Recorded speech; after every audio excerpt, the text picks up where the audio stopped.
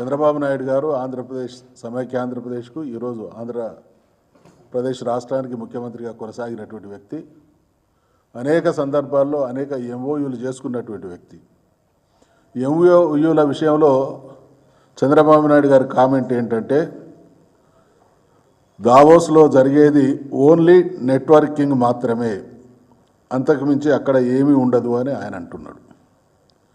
ఇక ఈరోజు ముఖ్యమంత్రి రేవంత్ రెడ్డి గారి డిప్యూటీ సీఎం గారైనటువంటి బట్టి విక్రమార్క గారు వారంటున్నటువంటి మాట ఏంటంటే, ఎంఓయూలు అన్నీ ఎక్స్ప్రెషన్ ఆఫ్ ఇంట్రెస్ట్ మాత్రమే అని అంటా ఉన్నారు.